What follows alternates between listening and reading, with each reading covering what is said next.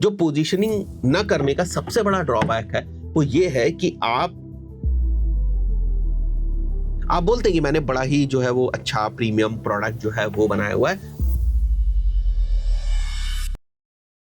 This one concept of positioning in business is going to solve a lot of problems for we marketeers.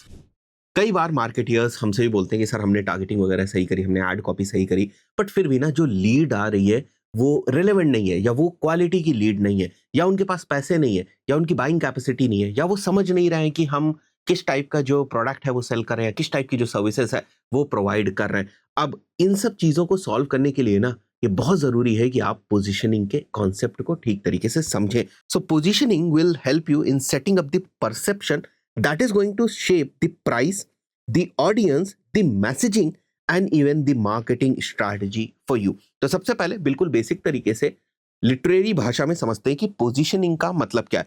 It's a strategic decision about how you want your brand, product और business to be perceived in the customers mind relative to alternatives. आपके product को लेकर आपका जो prospect है, आपका जो होने वाला कस्टमर है, वो क्या धारणा बनाता है अपने दिमाग के अंदर, that is basically the positioning. For example अगर हम आईफोन की बात करें तो आईफोन नाम सुनते ही आपके दिमाग में आता है कि ठीक है, सिक्योर डिवाइस है, ब्रांडेड है, लग्जरी है, कॉस्टली है, कुछ ही लोग अफोर्ड कर सकते हैं, इस टाइप की चीजें जो है वो आपके दिमाग में बनती है ना। This is something which is called edge positioning. जब चाइनीज फोन पहले चलते थे तो चाइनीज फोन का नाम सुनते आपके दिमाग में आता था चीप होंगे, बहुत ज्यादा वो लंबे समय तक नहीं चलेंगे, कुछ ना कुछ प्रॉब्लम्स, ग्लिच वगैरह उसके अंदर रहेंगी। And this is basically positioning. In simple terms positioning is equal to the unique mental space your brand occupies in the market.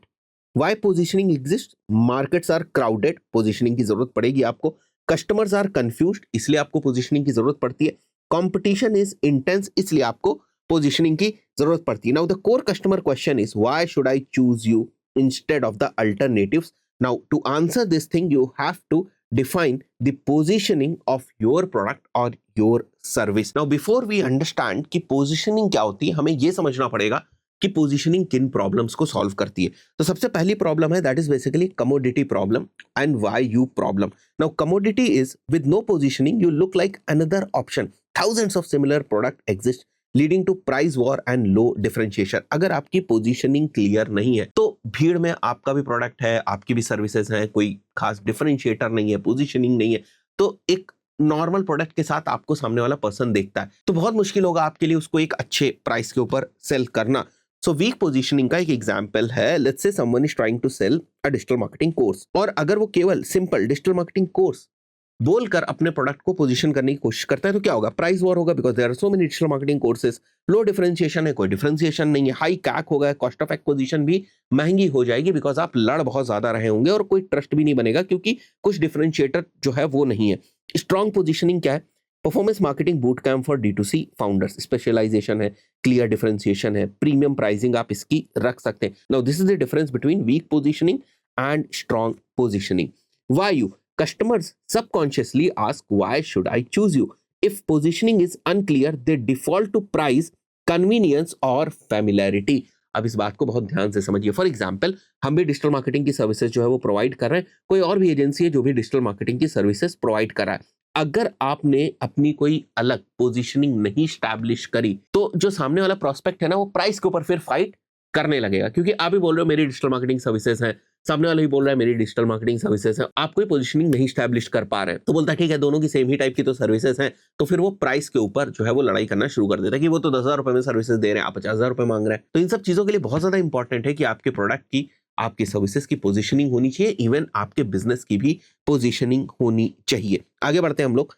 क्या प्रॉब्लम होगी? हाई कैक होगा और मैसेजिंग का कंफ्यूजन होगा, और जो आपके लिए एड्स में बहुत ज्यादा प्रॉब्लम जो है वो क्रिएट करेगा। आपका कन्वर्जन रेट डाउन होंगे, आपके लैंडिंग पेजेस ठीक तरीके से नहीं बनेंगे, आपकी सेल्स टीम नहीं अलाइन हो पाएगी। So everything else starts after positioning. High CAC, weak positioning makes ads expensive, generic messaging fails to capture attention and drive conversions. जैसे आपने एक जेनेरिक एड कॉपी लिखी, join our digital marketing course, low CTR होगा, high CPC होगा, लो conversion होगा, बहुत ही common चीज है। अगर आप स्पेसिफिक एड बनाते हैं, पोजीशनिंग करने के बाद अगर आप अपना एड बनाते हैं, पोजीशनिंग को अलाइन करके अगर अपनी एड कॉपी लिखते हैं, then you will create something like learn performance marketing from an agency managing 5 CR plus ad spend. Now this is what is positioning. Higher CTR होगा, lower CPC होगी, higher conversions होंगे. Messaging confusions. Many businesses struggle with messaging, constantly changing creatives, headlines, landing pages and offers. वो इसलिए हो रहा है because आपने positioning ही नहीं बनाई. जब आपकी पोजीशनिंग क्लियर होगी तो उसके बेसिस पे आप अपनी मैसेजिंग को भी क्लियर ही रखते हैं. थोड़े बहुत चेंजेस आप करते हैं, बट ऐसा नहीं कि बहुत बड़े बड़े आप चेंजेस करेंगे जिसमें पूरे का पूरा जो आपका मैसेज है ना वो ही चेंज हो जाए. So unclear positioning will basically bring constantly changing messaging, no consistency, brand का confusion and wasted effort. Clear positioning will help you in scaling your ROAS, creative testing में हेल्प होगी, कैक पे back आपका अच्छा होगा और एमईआर वगैरह जैसी मैट्रिसेस और रोएस जैसी मैट्रिसेस आपकी बेहतर ही होंगी. आगे बढ़ते हैं हम लोग. Wrong customer plus price sensitivity, वही चीज है. Wrong positioning will bring wrong customer, या फिर अगर आपकी पोजीशनिंग नहीं क्लियर है तो रॉन्ग कस्टमर ही आने वाला है और प्राइस के ऊपर बहुत ज्यादा लड़ाई जो है वो होनी शुरू हो जाएगी. When positioning is weak, customers compare price. When positioning is strong, they compare value instead. Wrong customer में without positioning you are basically attracting everyone. This creates problem with lead quality, retention and customer fit. आगे बढ़ते हैं. Trust की problem आएगी. Brand forgetfulness जो है वो arise होगी. Now trust is critical in digital businesses.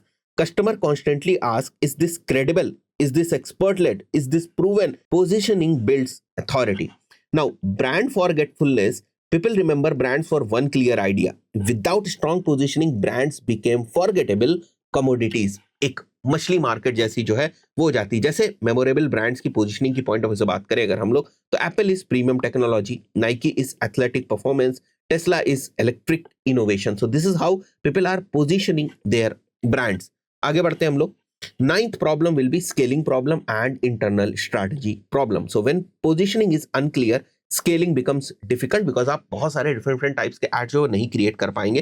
And over the period of time your ads will stop working, content lacks direction because there is no positioning, and internal strategy fails because positioning doesn't just affect customers, it guides internal decisions on content, audience targeting, partnerships and product development. तो सारी चीजें एक दूसरे से connected है. अगर positioning clear नहीं होगी तो आपकी पूरी की पूरी इंटरनल स्ट्रेटजी ब्रेक कर जाएगी because there will be constant confusion. The one problem that positioning solves is the clarity. So when positioning is clear, customer understands you quickly, brand becomes memorable, marketing becomes efficient and competition reduces. अब positioning को कैसे frame करेंगे हम लोग? What is exactly the positioning statement framework? Now this is a template structure जो आप अपने business के point of view से भी use कर सकते हैं. For target audience who want desired outcome, our product is this that provides key benefits. Unlike main competitors, we do this and you have to put unique differentiator here. Now यहाँ पर सारी values put कर दी गई. Now you can see the example in context to an edtech business. For business owners who want more leads from ads, our program is Performance Marketing Bootcamp that teaches Google and Meta ads with real campaign data. Unlike theoretical courses, we teach using live client case studies.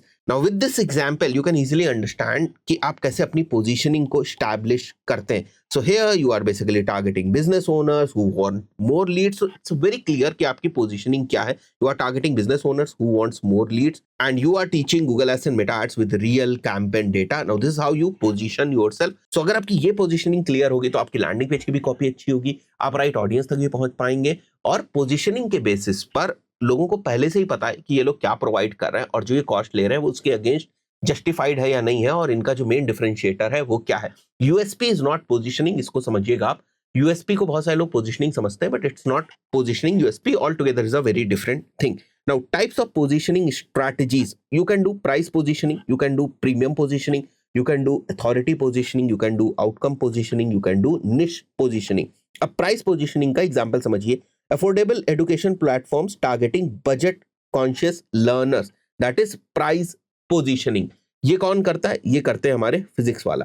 Premium positioning देखो, Apple premium technology with exclusive ecosystem, this is premium positioning. तो जाहिर सी बात है इनके पास customers भी premium आएंगे. So over the years they have build this premium positioning, और सारी चीजें इनकी इसी पोजीशनिंग के अराउंड जो है वो होती है. Then comes the authority positioning, SEO experts, industry operators, experience founders. ये जो लेवरेज उनको मिलता है उसको वो यूज करते हैं अथॉरिटी पोजीशनिंग को बिल्ड करने में.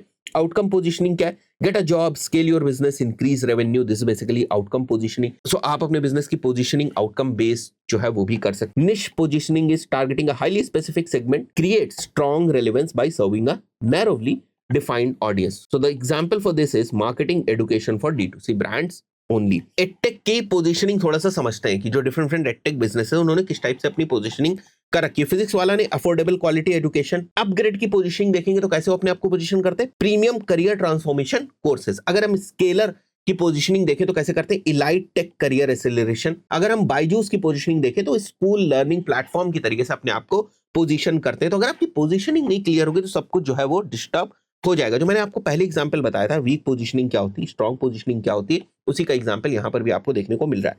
इसके अलावा लग्जरी पोजीशनिंग किस तरीके से होगी? ये तो एक एडटेक के पॉइंट ऑफ व्यू से बात हो गई। अगर मैं रियल एस्टेट के पॉइंट ऑफ व्यू से बात करूं तो वहां पर लग्जरी पोजीशनिंग हो सकती है, इन्वेस्टमेंट पोजीशनिंग हो सकती है कि इन्वेस्टमेंट के लिए अगर कोई जो है वो कोई प्रॉपर्टी लेना चाहता है, कुछ रियल एस्टेट में इन्वेस्ट करना चाहता है, तो उसके पॉइंट ऑफ व्यू से आप पोजीशनिंग कर सकते हैं। अफोर्डेबल हाउसिंग पोजीशनिंग कर सकते हैं आप, ये भी एक पोजीशनिंग है। लोकेशन बेस्ड पोजीशनिंग आप कर सकते हैं, लाइफस्टाइल बेस्ड पोजीशनिंग कर सकते हैं। तो सारे एग्जांपल्स हैं आपके, अगर रियल एस्टेट बिजनेस को हम कॉन्टेक्स्ट में लेकर चले। सो यहां पर अगर हम लोग देखें लग्जरी पोजीशनिंग में, तो positioning based on status and lifestyle, luxury residences for high net worth families. अब इनके अगर टारगेट ऑडियंस देखोगे अकॉर्डिंग टू दिस पोजीशनिंग तो क्या होनी चाहिए?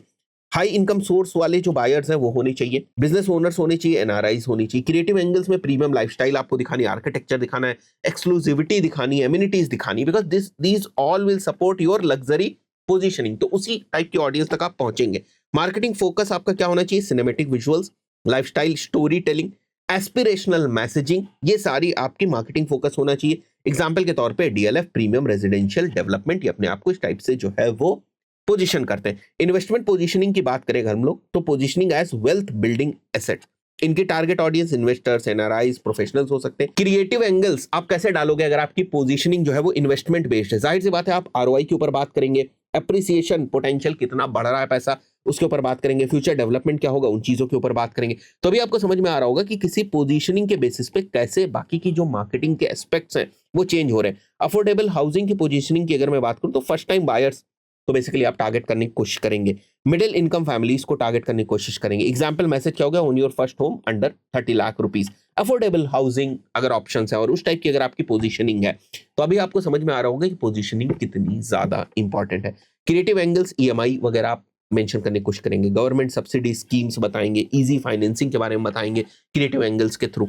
लोकेशन बेस्ड पोजीशनिंग में टारगेट ऑडियंस आपके आईटी प्रोफेशनल हो गया, वर्किंग कपल्स हो गया, इनके लिए लोकेशन मायने रखती है कि हाँ ठीक है मेरे ऑफिस से यहाँ पास में ये जो है वो लोकेशन है इस टाइप से। तो ये सारी चीजें इसमें मैटर करती हैं। Creative angle proximity to office, जो मैंने अभी आपको बताया, कम्यूट टाइम, नेबरहुड ग्रोथ। आपने देखा होगा ना बहुत सारे लोगों के आर्ट चलते हैं इसमें, ये सारी चीजों को टारगेट करने की कोशिश करते हैं। पोजीशनिंग ना मैनेजमेंट का एक अपने आप में बहुत बड़ा टॉपिक है, बट यहां पर मैं आपको थोड़ा सा पोजीशनिंग को श्रिंक करके डिजिटल मार्केटिंग के पर्सपेक्टिव से बताने की कोशिश कर रहा हूं। लाइफस्टाइल पोजीशनिंग में क्या हो जाएगा? जैसे resort style living inside the city, इसके क्रिएटिव एंगल्स आप देख सकते हो यहाँ पर क्या है, club houses, green spaces, wellness amenities, ये सारे आप प्रमोट करने की कोशिश करेंगे जिसको लाइफस्टाइल पोजीशनिंग वाले प्रोजेक्ट्स में इंटरेस्ट होगा।